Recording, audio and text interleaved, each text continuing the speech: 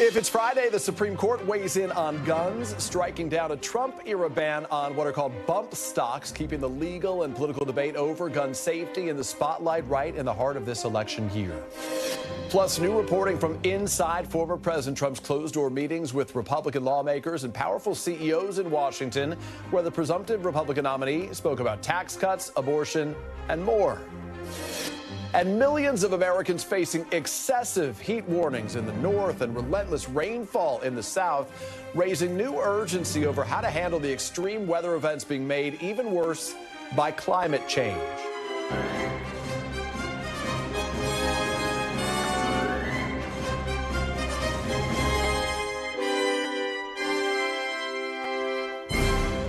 Welcome to Meet the Press Now on this Friday. I'm Peter Alexander. The Supreme Court ruled today on another issue that could be top of mind for many voters this November. After yesterday's ruling on a closely watched abortion case, today the Supreme Court weighed in on the topic of guns, striking down a Trump-era ban on bump stocks, an attachment that allows semi-automatic rifles to fire more quickly. The court ruled today that bump stocks could not be regulated as machine guns and that the government overreached by banning them. This was a 6-3 decision. It was split along ideological lines. In his concurring opinion, Justice Samuel Alito put the onus on lawmakers, saying Congress can amend the law. The Trump administration banned bump stocks after the deadliest mass shooting in American history. 58 people, you'll remember, were killed, hundreds of others injured at a music festival in Las Vegas in 2017. At the time, the acting attorney general praised then President Trump for calling for the ban. As late as last year, Mr. Trump seemed to be standing by that decision. Yeah, as you know, the bump stocks are actually a very unimportant thing. And NRA, I went with them and they said it doesn't mean anything. They're actually, all they do is teach you how to shoot very inaccurately. So we did that. But today, the former president's campaign seemed to shift its messaging, saying the Supreme Court decision should be respected and touting his endorsement by the NRA. This comes after Mr. Trump slammed President Biden on the issue at the gun rights group's convention just last month. Listen. They are coming for your guns, 100% certain. Crooked Joe has a 40-year record of trying to rip firearms out of the hands of law-abiding citizens. In my second term, we will roll back every Biden attack on the Second Amendment. The attacks are fast and furious, starting the minute that Crooked Joe shuffles his way out of the White House. The Biden administration today criticizing the court's decision and calling on Congress to act on guns. The campaign blaming Mr. Trump for nominating the 3 conservative justices who were among those voting as part of the majority. Just days ago, President Biden sought to try to rally voters on this specific issue, speaking before gun violence prevention advocates. My predecessor told the NRA convention recently, he's proud that, quote, I did nothing on guns when I was president. And by doing nothing, he made the situation considerably worse. That's why every town, why this summit, why all of you here today are so damn important. We need you. We need you to overcome the unrelenting opposition of the gun lobby. Recent polling suggests there are some voters who could make their choice this year based solely on guns. 10% say they'd vote for or against the candidate simply on this issue alone. It does fall just below the issue of abortion, which, as we noted, the Supreme Court also weighed in on this week, throwing out a challenge to a commonly used medication abortion drug. Democrats jumped on that ruling with cautious optimism, warning voters, though, that the fight is not over as they seek to link any restrictions on any reproductive rights to former President Trump. For his part, Mr. Trump has yet to weigh in directly on that abortion medication decision. But yesterday, he told congressional allies on Capitol Hill that the party needed to talk about abortion, in his words, quote, correctly, saying the issue is costing Republicans. Joining me now is NBC News' senior legal correspondent, my friend Laura Jarrett, and NBC News' Dasha Burns. She covers the Trump campaign for us. We'll get to you in a moment, Dasha. Laura, let me ask you, walk us through this decision as it relates to bump stocks. This is about guns more than it is about the Second Amendment, right? That's right. And look, if you are somebody who is a survivor of gun violence in this country, it's cold comfort, I imagine, for a court to say, look, this is a technical reading of a statute, and you can't say it's a machine gun, so therefore we're going to allow bump stocks. I understand that. But the legal framework here is if it's not a machine gun, it can't be regulated. And so Justice Thomas, for his conservative majority, saying we don't think it's a machine gun, it's really up for Congress to regulate. And as you outlined from Justice Justice Alito. They're not saying there isn't anything that we can done here. They're just saying it's not for the courts to do. And so just to be clear about this, what Alito was saying is, Congress, you can take this ball. You guys can run with it. Oh, by the way, when Donald Trump was in office, he helped ban bump stocks, but didn't pursue in Congress an effort to get rid of them, which would have basically said the Supreme Court doesn't have anything to say on this. That's why it's sort of a bizarre sort of turn about how the legal landscape has played itself out here, because it was a Trump-era rule responding, of course, to that deadly massacre. But the Biden administration ended up having defended in court, which they were happy to do. And now it's sort of Trump backing away from it, even though it was his rule to begin with. And he's kind of dismissed it as well, basically saying, hey, this is unimportant, as we saw. Or it wasn't going to do much anyway.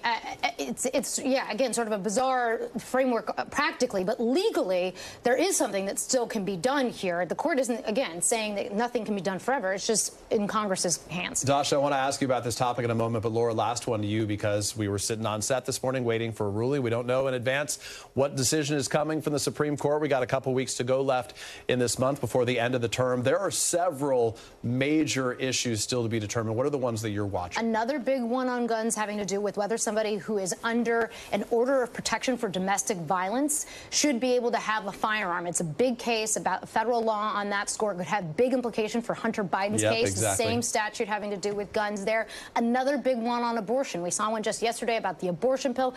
That one that we're still waiting for has to do with a conflict between federal law that says you get an abortion if it's to save the health of the mother, save the life of the mother. But what about states that have banned abortion? How do you reconcile that conflict? And of course, the last one we're waiting on, last but not least, the one involving the former president and his efforts to interfere with the last election. A case that he says he's completely immune from prosecution. But if the justices disagree with him, that case is going to go to trial, although likely not anytime soon. And to be clear, as it relates to the former president, he says that he should be immune from prosecution. At the same time, he's campaigning on prosecuting the current president of the United States. So it's been a challenging position for him to sort of maintain as well. Laura, appreciate you. We'll see you tomorrow on Saturday. Today, Dasha, let me ask you, if I can, about this for a moment. Donald Trump made this executive order on bump stocks when he was president, but today his campaign is sort of distancing himself from it.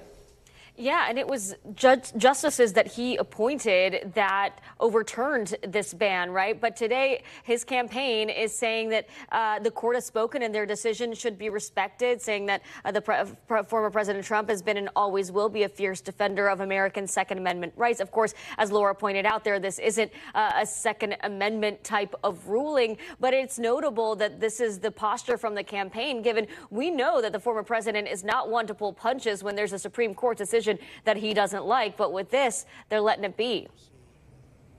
And then, as we note, obviously, he controlled, the Republicans were in a position in Congress where they may have been able to move on this in some form if he wanted to ban it via Congress. He did not do that. Has he made any remarks about what a future Trump term would look like?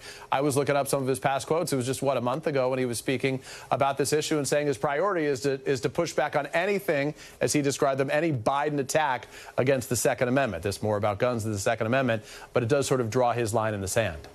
Yeah, that's right. I mean, there was some bipartisan will at the time. There were Republicans and Democrats that were open to legislation to ban bump stocks. Instead, he went this executive order route, which, by the way, at the time was something that the NRA, of course, that massive gun lobby that's very powerful in Republican politics, it was something the NRA themselves were open to. It was a third decision. Rather than do nothing, rather than go via legislation in Congress, this was the third option that allowed the former president to take some sort of action at a time when most voters wanted something done here, but without the sort of permanence and lasting power of legislation. Instead, an executive order that has been challenged by the Supreme Court, and now we are where we are, Peter.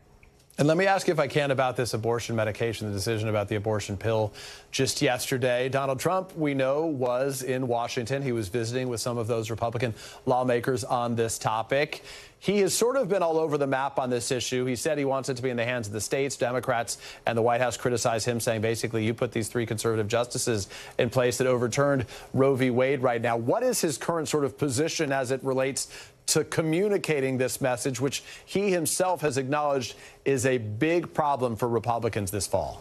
Yeah, he's walking an interesting line here, Peter, where he does continue to tout the fact that he was responsible for the justices that overturned Roe versus Wade, but he's been kind of almost chastising some of his fellow Republicans for not, quote, talking about it correctly, as he put it in his meetings on the Hill here yesterday, saying they need to be doing better at emphasizing exceptions for rape, incest, and life of the mother, that they shouldn't be pushing policies that are too far to the right. But he continues to say that he's going to have more policy announcements when it comes to the issue of abortion. When it comes to mifepristone, for example, he said over a month ago now, I believe, that he was going to make an announcement on this in 2 weeks. We haven't yet seen that. So there are still a lot of questions that have not been answered about where former President Trump stands on this, the nuances, but important nuances when it comes to reproductive rights, Peter. Yeah, and certainly on this topic of mifepristone, abortion, the abortion pill in particular. Dasha Burns, we always appreciate reporting. Thank you so much. We should note former President Trump's trip to Washington was not just about presenting this sort of show of force, this united front with House and Senate Republicans. Mr. Trump had another closed-door meeting on his calendar while he was in D.C., back at the Capitol for the first time, or Capitol Hill for the first time since the January 6th attack. He spoke to a group of business leaders while in town. Among the big names there, Tim Cook, Jamie Dimon, and CNBC's Brian Schwartz reports that Mr. Trump told the group of CEOs that he would cut personal and corporate taxes and slash business regulations if he wins in November. Brian joins us now on set. Brian, walk me through this. What was the particular pitch from Mr. Trump to these CEOs? Well, there's about 80 CEOs there, Peter, and really it was, let's go back to the old days, okay? We're going to have 4 more years of what he believed is a better economy. You kind of touched on it before, cutting the corporate tax rate from 21 to 20%, cutting income taxes, going away, business regulations. This is what he's trying to tout. It's not really much of a, put it like this, forward-thinking mentality. It really is kind of looking back and going, hey, we're going to go back to the 2016 to 2020 days. Come with me, support me. And, you know, there are 2 sides to what's going on here. One, you know, at that meeting, you know, and the Trump campaign told us this today, you know, he was well received.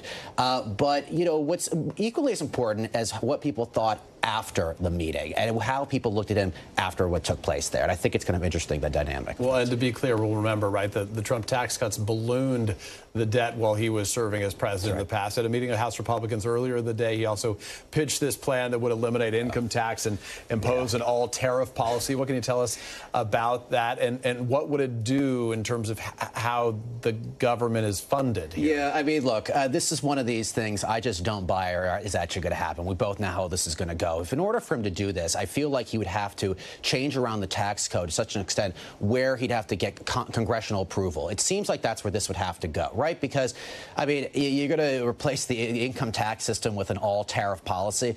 Okie dokie, you have to go back around to Congress. And if Congress is split, what does that do? What would an all-tariff? I mean, so let's take him at his word. What does an all-tariff policy do? That's not going to help your inflation. Well, and that's the thing. We're missing kind of key details of actually what this means. But for me, what would it seem like is basically you would try to eliminate all these concepts of income taxes and put on some sort of large-scale tariffs to a variety of goods coming into the United States. He's already talked about doing this at some scale anyway, but it would have to be at a scale where you're eliminating the concept of income taxes. And I feel like, you know, that's so far-fetched, it's so unheard of that I cannot imagine, especially if Congress is split in the next term, that that this is actually going to take place. We shall see. It's interesting when you talk about the issue of the economy, because you remember not too long ago, 4 years ago, former President Trump was saying if Joe Biden takes office, the stock market, which was a key metric for him in office, he said it would tank. It would just go right down the bottom of the barrel.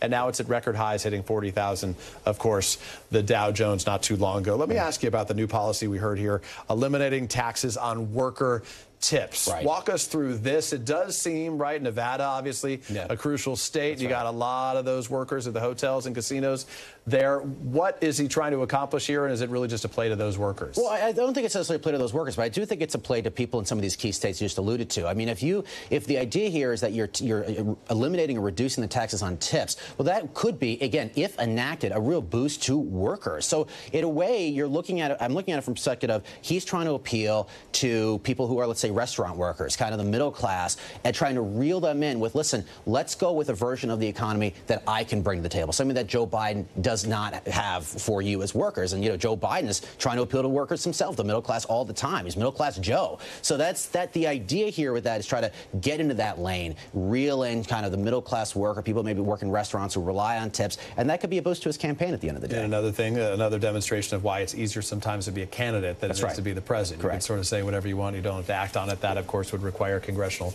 approval as well. Brian, appreciate it. Nice to see you in person. Thank you. And before we go to a break, a quick update to bring you from the Department of Justice. The DOJ, you'll remember, announced late this afternoon that the Attorney General Merrick Garland will not be prosecuted by his own department. This comes after House Republicans, you'll remember, voted to hold Garland in contempt of Congress for declining to provide audio tapes, audio recordings of President Biden that are protected by executive privilege. The Justice Department's decision was expected after the president's assertion of executive privilege over these recordings. The DOJ has declined similar prosecutions in the past.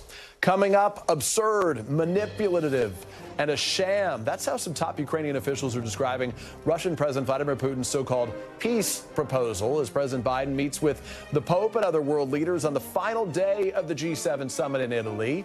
Plus, southern Florida in a state of emergency. Look at some of the pictures there after dealing with days of heavy flooding and another round of flash floods that could be on the way. You're watching Meet the Press now.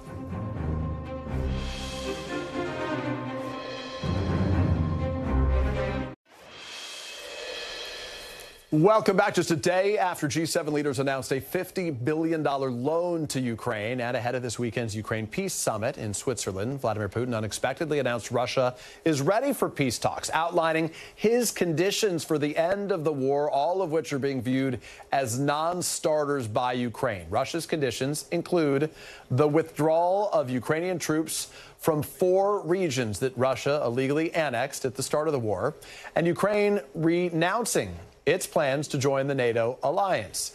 Ukraine responded. They called this so-called proposal manipulative and slammed Vladimir Putin for trying to present himself as a peacemaker when he is the one who launched this war in the first place. NBC News chief foreign correspondent Richard Engel is in Ukraine and filed this report for us. Just one day after President Biden announced a 10-year security pact between the United States and Ukraine, with the U.S. committing to arm this country, share intelligence, continue to finance the military and reconstruction here, President Vladimir Putin offered his terms for a possible peace deal. He was speaking to diplomats in Russia, the Russian foreign ministry. So this is now a policy that Russian ambassadors and senior officials will take around the world. This is now Russia's official negotiating stance. Vladimir Putin said the war can be over immediately if Ukraine gives up forever 4 provinces in this country, 4 large provinces, each one of them about the size of a state in the United States. And they are 4 provinces along the Russian border. He didn't talk about Crimea, but said, of course, Crimea, which is a peninsula in the Black Sea. He said, of course, that belongs to Russia, even though Russia illegally annexed it. Ukraine and many other countries do not accept that illegal annexation. But he said, aside from Crimea, which he says is already Russian, he wants these 4 border provinces. Now, the issue is, and there are many issues, but one of the main issues is that Russia does not even control these 4 provinces. Russia launched its occupation and invasion of Ukraine about 2.5 years ago, but Ukrainian forces have managed to drive the Russians back close to their border. So Russia holds some territory within these 4 border provinces, but not all of the provinces, and that is what Vladimir Putin says he wants as a basis to begin the negotiation. So in practical terms, Ukraine, if it were to accept this, and Ukraine is not contemplating accepting it, it says that this is ridiculous, it is absolutely rejected. But even if Ukraine were to contemplate it, it would mean Ukrainian troops voluntarily filling in their trenches, packing up their gear, pulling out of frontline positions, but also pulling out of Ukrainian cities where Ukrainian forces are fully in control, cities not far from where I am in Ukraine right now, heading toward the east, and abandoning them to Russia. Ukrainians don't want that. Ukrainians don't want to make huge territorial concessions. They don't want to make any territorial concessions, especially right now, a day after the U.S. signed a major security pact with Ukraine, which included a long-term pathway to joining NATO. The big problem, however, remains U.S. presidential elections. This security pact, which was signed by President Biden, could be undone by a future American president. Richard Engel on the ground for us in Ukraine. Richard, thank you. I want to bring in Ian Bremmer, the president and founder of Eurasia Group and G0 Media. Ian, I just want to get your gut reaction to Vladimir Putin and this so-called peace proposal that he is making right now, and what your view is of the timing of this announcement, given that all the G7 leaders are meeting together in Europe as we speak. Well, very shortly, we have a peace conference that is being organized in Switzerland by the Americans, many other countries in support of Ukraine. And so this is Putin balancing off of that with something that is clearly a non-starter. But I'll tell you who it isn't a non-starter for. It's not a non-starter for Hungary's Viktor Orban. It's not a non-starter for the so-called the National Rally Party and Marine Le Pen, who may well occupy the premiership in 3 weeks' time, depending on how France's election goes. And it may not be a non-starter for Donald Trump, who has said that he would end the war in a day if he became president, and that, of course, he would want a ceasefire immediately and then to begin negotiations. And if this was Putin's position and he's willing to have a conversation that starts on that, he's going to look a lot better. So, I mean, if you're Vladimir Putin right now, looking at the political calendar in the coming weeks and months, the timing is very propitious for you to throw a little chum in the water and see who wins.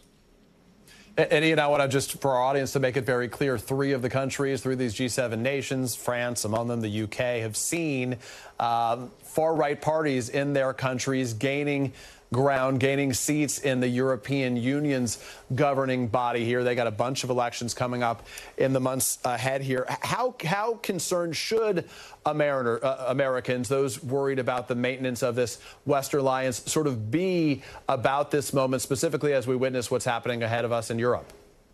Well, if you're Putin, divide and conquer is your strategy. Divide NATO, divide Europe, and conquer more of Ukraine. That's what he's trying to do. If you're American, you should care a lot about that to the extent that you think NATO is valuable and that the Americans really get a lot out of having the world's most powerful multilateral defense alliance. Of course, a lot of Americans don't care about it. A lot of Americans think that other countries don't pay enough. They think that the United States shouldn't focus on global security, should focus more at home. That's one of the reasons why we continue to see anti-establishment political figures in the U.S. poll better and better and better. If you think your own country is illegitimate and your leaders aren't doing much for you, why do you care about things like free trade, the promotion of democracy internationally, or the support of global alliances? Having said all of that, the Europeans are spending more on defense, and they care a lot more about what's happening on their front lines, precisely because they're worried about this war that Russia is doing reasonably well in right now in Ukraine. And even if Trump were to become president in the U.S., he would see a NATO that is larger, that is stronger, and that is spending more money on its own defense in Europe than was when he was president before. And if he saw it fit to say, hey, I like NATO now, they're doing more because of me, because he takes credit for everything, you know, that's not necessarily a losing proposition for NATO long term. You talk about the growing NATO, Finland, Sweden, the examples of that. Let me ask you very quickly about the announcement. We've seen this 10-year security agreement between Biden and the Ukrainians. What should we make of that, Ian, more broadly here? It does seem like it lays the foundation for whatever a future Ukraine looks like, but it seems like that's a long way away. Is this just trying to set the table? Yeah, it's not very significant, frankly. I mean, it's long term, but there are no guarantees. The more significant headline that came out of the G7 is the $50 billion that the G7 countries are agreeing on to provide funding directly for Ukraine defense that is coming out of collateralizing the frozen Russian assets that are in the U.S., that are in Europe, that But are even in if you're Canada. talking about rebuilding, does that mean you're thinking about some agreement that ends this thing? Because otherwise this war could go for a long time. This war is going to go for a long time unless Ukraine ends up partitioned. The problem is Ukrainians believe they can take all their territory back, but militarily there's no way for them to actually accomplish that. Yeah, Ian Bremmer, it's always a pleasure to have your perspective with us. Thank you so much for joining me. Coming up next, ceasefire talks between Israel and Hamas are once again at an impasse as the fighting on Israel's northern border intensifies. We're going to take you live to Tel Aviv and to Beirut coming up next. You're watching Meet the Press now.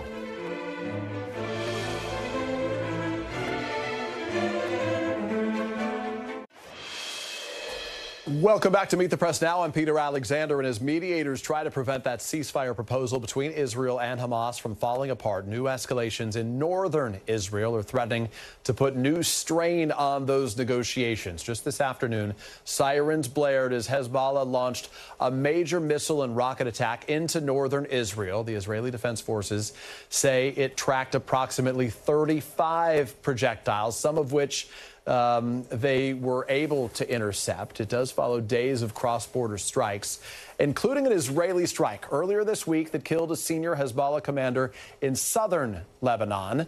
Meanwhile, in Gaza, Israel once again said it will not stop its military operation in Rafah, with a military official saying the IDF will move forward with its operations until it achieves all of its goals.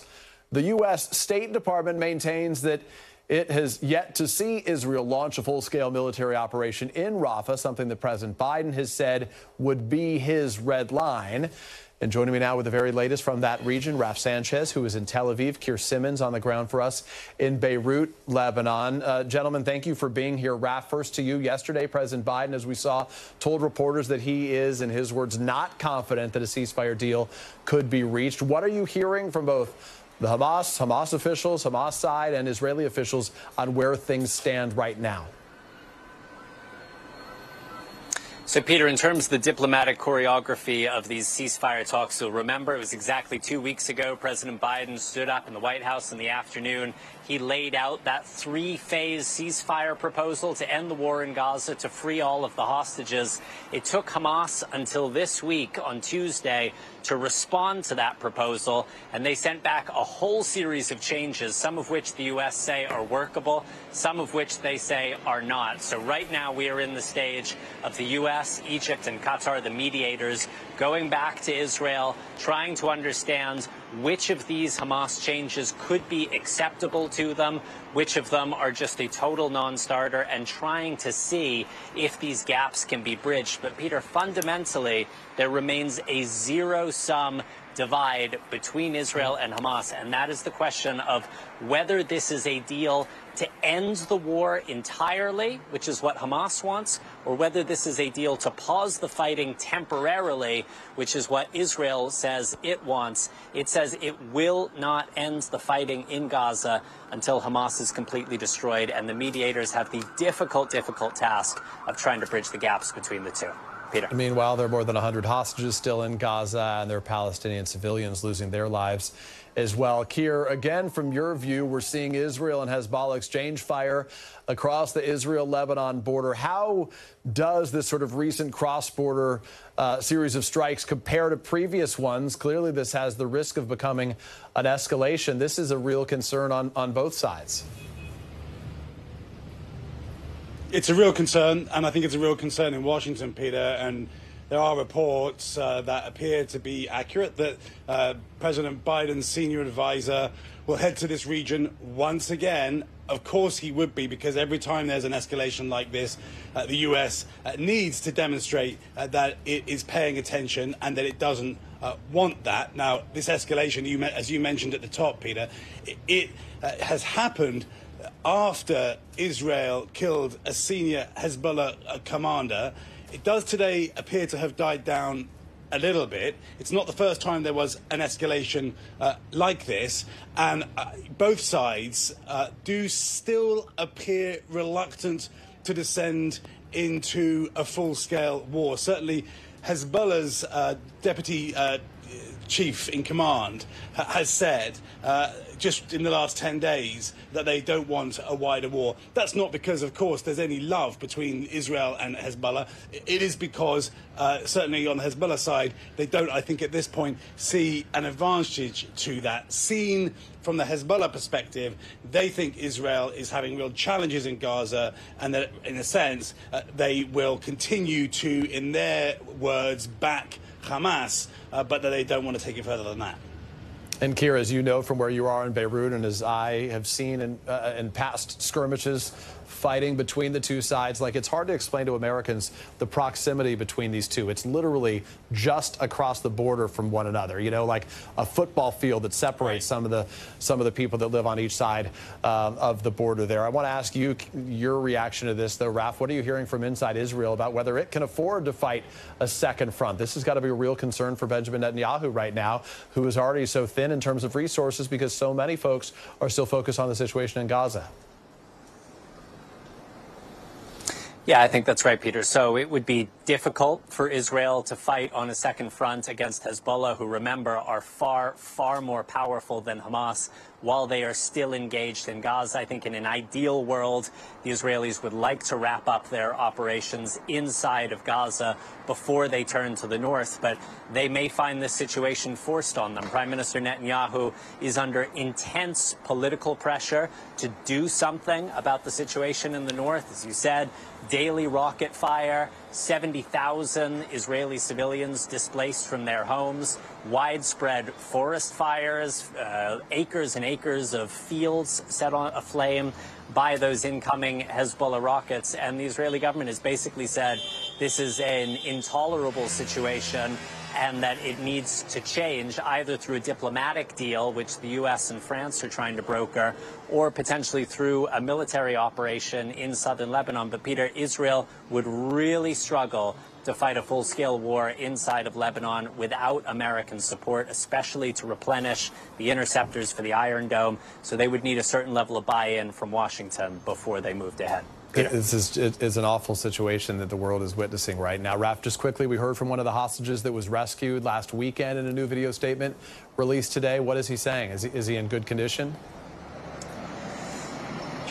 He seems to be. This is Andrei Kozlov. He's one of the 4 hostages rescued on Saturday. He was an immigrant to Israel from Russia. He spoke in English. He said that he was deeply grateful to be back in Israel this Shabbat, but he is deeply, deeply aware that there are 120 other Israelis who remain inside of Gaza. And he asked people to turn out at the weekly rallies calling for a hostage deal, urging the Israeli government to do what it has to do to get these people home. Peter. Raf Sanchez, Keir Simmons, our all-star team in that region tonight. Thank you, gentlemen. And after this break, it's going to be a long, hot summer already underway. You were looking at the brutal, potentially record-breaking forecast for millions of Americans across the Midwest and Northeast as we head into this Father's Day weekend. A dangerous heat wave steamrolling across the country. The White House's climate advisor is standing by to speak to us about the rise in global temperatures and the administration's response. That's next, right here. You're watching Meet the Press Now.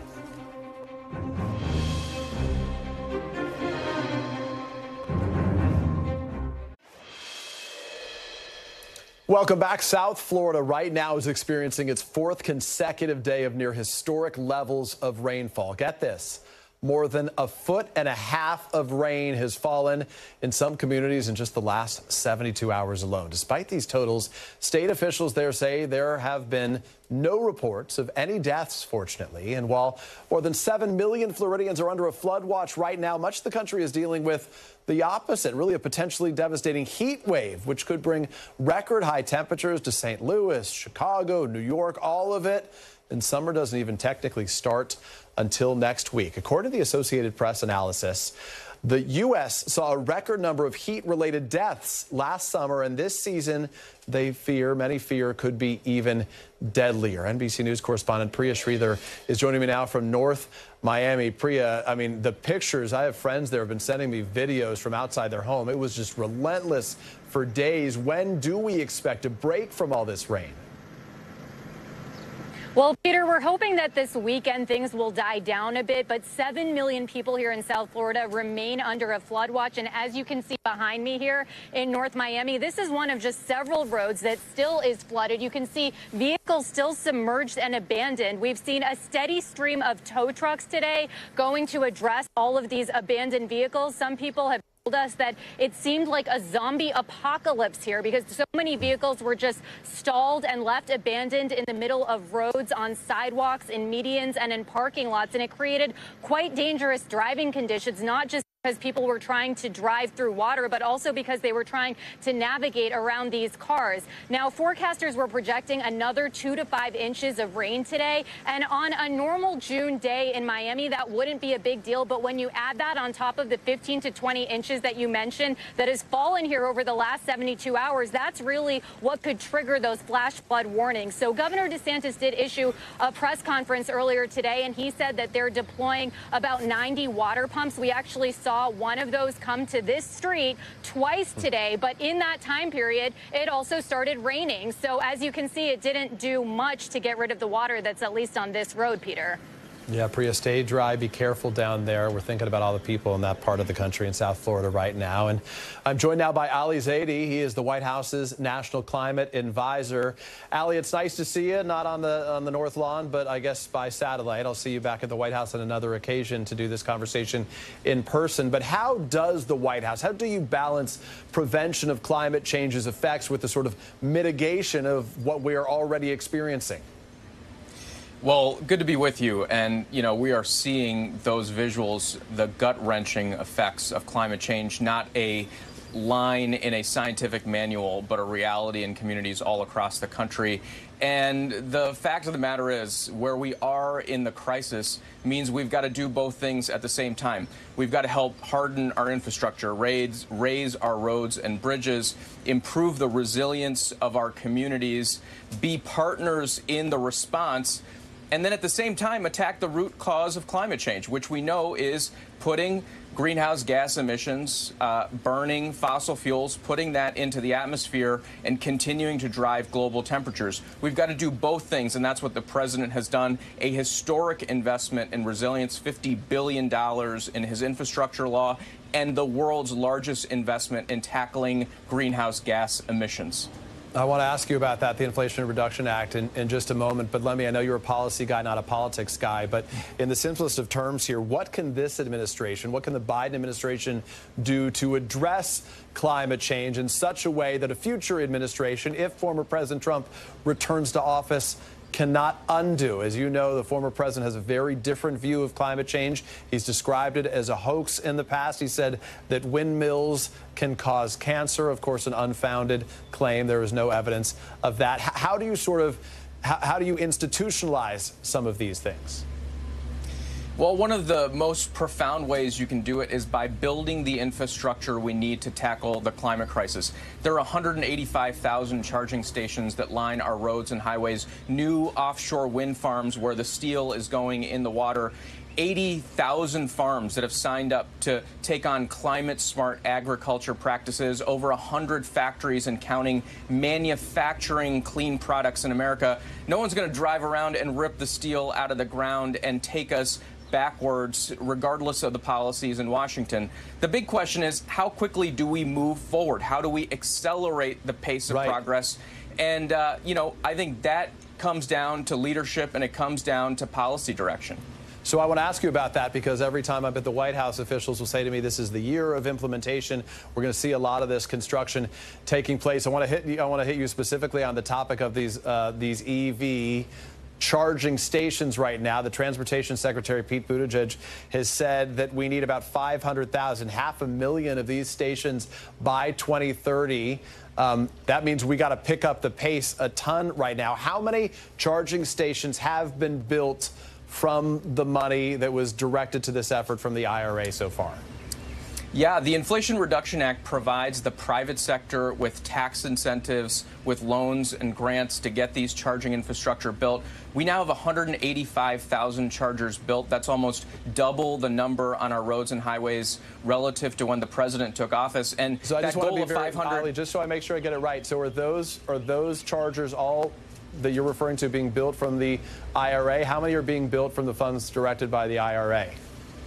So almost all of those chargers are claiming tax credits provided through President Biden's Inflation Reduction Act.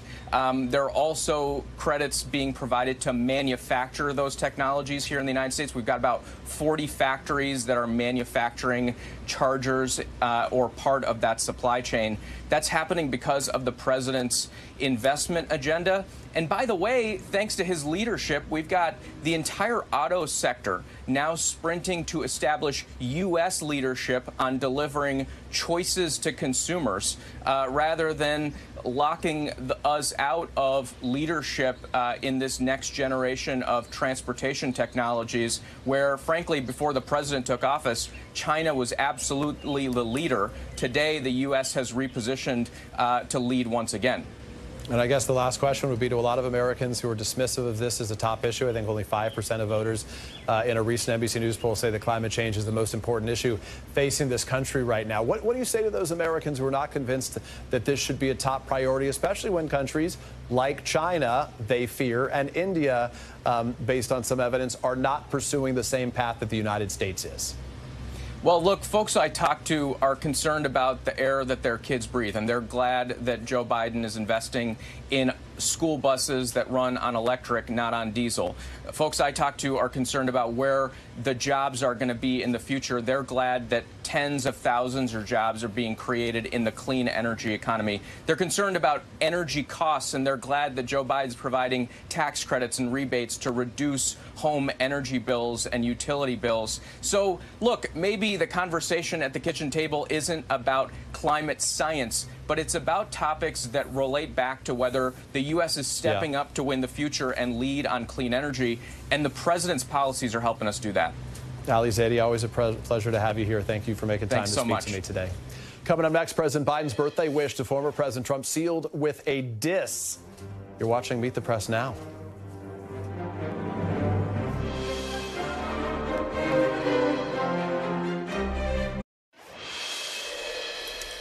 Welcome back. Today is former President Donald Trump's 78th birthday. The Trump campaign putting out some footage of Republican senators presenting him with a cake on Capitol Hill or near the Capitol yesterday, where, well, that's what it looked like behind closed doors. And while we've seen birthday messages roll in from his political allies, we also saw one from his campaign rival. President Biden posting a video on social media earlier today, accompanying with the message that read, "Happy 78th birthday, Donald.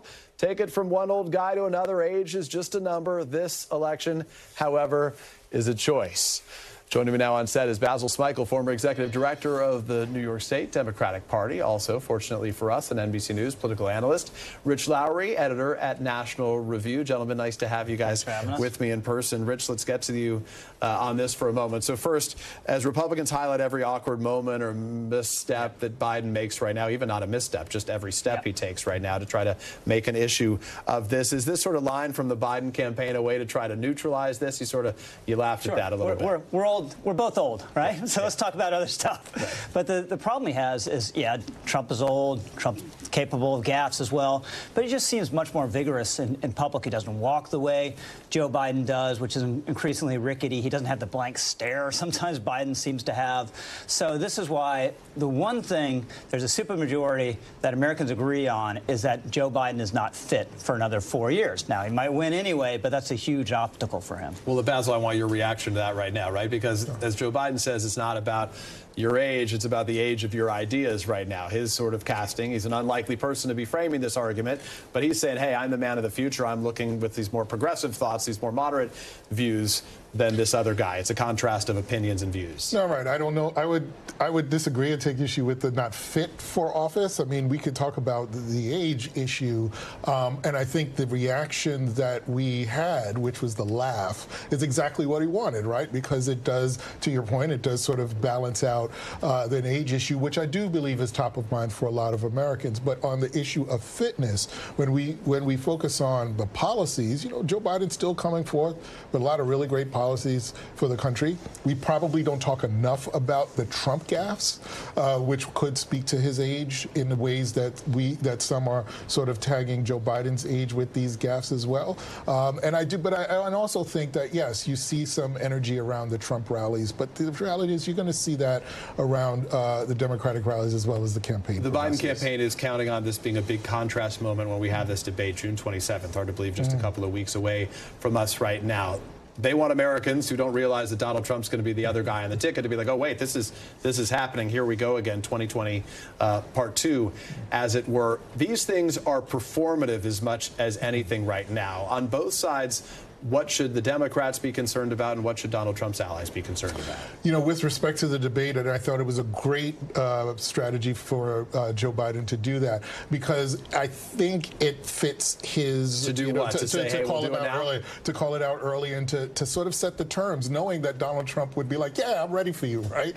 Because this sort of works to Joe Biden's benefit. No audience, on policy, in perhaps a seated position, in a way that, you know, he can engage in a way that I think shows off his strengths a lot. What's tough about debates, though, as we all witnessed, right, is that there's going to be some folks over at CNN doing this thing, is the fact checks are generally speaking supposed to be completed by the candidates themselves, right? And Joe Biden has to be quick in terms of those fact checks, which is anybody who's dealt with Donald Trump knows can be a unique challenge. For Donald Trump, though, Rich, there are some unique challenges here as well. I mean, you know, he had a day where he sort of, a show of force, look at the united front of the Republicans yesterday.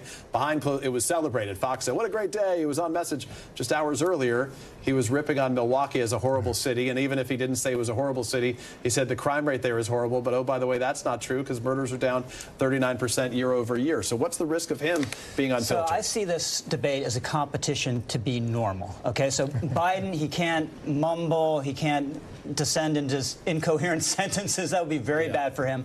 And Trump can't do what he did in the first debate in 2020. He can't be out of control, because he does have this amazing reconsideration of him among some crucial segment of voters who look retrospectively and approve of him more than they did even when he was in office. So that's a huge advantage, and he doesn't want to remind them of the things they don't like about him. What do you say about the cynicism of voters right now who saw that? It was all over the news, the photo behind closed doors, Mitch McConnell and Donald Trump shaking hands. The two hadn't shared words, I think, since 2020. It's been more than, you know, it's been 4 years, basically, since the two of them were together. This is a guy, Mitch McConnell, the top Republican in the Senate, who said he was practically and morally responsible for the attack on January 6th. Trump said reportedly racist comments about Elaine Chao, his wife. He called him a broken old crow, or maybe something not as pleasant. And then they see the two side by side. Hey, we're all on one team. Do you I mean, certainly you can understand, like, what are Americans supposed to make of moments like that? It just feels like, what is going on here? Yeah, the insults of his wife are just, any other politician, those would be like the worst thing they'd ever said in their career. But Donald Trump has a different standard. So why does Mitch McConnell come back and shake hands and say we're all on board? It's Trump's party, one. McConnell didn't want to get here, and he's got a choice. He's a very Republican, conservative guy, and he's going to want Trump over Biden, even though he has huge misgivings with Trump. So he didn't want to be in this moment, but here he is. Basil, let me show you what happened in Milwaukee yesterday. The people of Wisconsin were paying close attention to the reporting from behind closed doors with Republicans. This is the headline from the Milwaukee Journal-Sentinel. Trump, Milwaukee, horrible, in quotes. I mean, in a key battleground state, right, one of three in the Midwest that Donald Trump, Wisconsin, Michigan, Pennsylvania, needs to try to win this fall. That's not the headline you can be looking for. Is this going to be a difference maker, or does none of this matter? Does it all just sort of wash away? It can make a difference as long as the DNC helps the state party actually continue to promote that message for the next five or so months. But look, you're right that the crime rate actually has gone down, but we see this as a Republican strategy, right? Take issues that they feel are endemic to cities and try to extrapolate that to the suburbs. We saw that in New York, in congressional races, in the gubernatorial race, even in 2022. There's a belief that that's a winning strategy. It has not been a winning strategy, but it is part of an old trope. You tag Democrats with being soft on crime, and hopefully it'll bring out everybody else. Yeah. Well, a lot of these cities, crime is down year over year, but still elevated over 2020. And the way a lot of it's post-pandemic, right? But it's true. But it's definitely too high. I think most Americans agree. Right, and it's not a problem with the suburbs. It's a problem in the city. I mean, it's very bad for the cities to have elevated levels of crime. But I think the core of the the race is economy, immigration, inflation, Dobbs, and whether you think these guys are going to do a good job. You know, Biden's job approval is under 40 in a lot of polls, and I think they're trying to the Biden campaign focus on peripheral stuff. He said this thing behind closed doors about Milwaukee. You know, he kind of joked he's going to be a dictator for a day. Let me ask you about one thing that's not as peripheral. It's the topic of abortion, because I do think the Democrats more than anything are going to try to rely on this, especially in states like Arizona where it is on the ballot. How does Donald Trump handle this? He's still looking for the way to speak about this topic. He'd prefer not to talk about it, right? And that's what his position is. I'm not going to support federal legislation. We'll just let states figure it out. He's mostly not wanting to talk about it. Apparently yesterday he said Republicans should talk about it. Yeah, so that's why I asked. But if Biden pulls this out, and I think Trump would win if it was held today, the election, I think he has a better chance of winning in November. But if he does pull it out, Dobbs will be a huge. You think who has a better chance of winning in November? Trump. You think Trump has a better chance of winning in November? Yeah. Okay. Basil's Michael. Oh, you know, I disagree. Yeah, you disagree. I don't need to do that. That means we got 5 more months to have that conversation. Gentlemen, thank you. We're going to be back Monday with more Meet the Press now. And if it is Sunday, it's Meet the Press on your local NBC News station. I'm going to have exclusive interviews with Congressman Byron Donalds, a potential vice presidential pick for Mr. Trump, and Ro Khanna, the progressive Democrat, plus Kristen's Meet the Moment interview with Emmy Award-winning actor Michael Imperioli. Don't miss it. The news continues with Tom Costello in for Hallie Jackson right now. Thanks for watching. Stay updated about breaking news and top stories on the NBC News app or follow us on social media.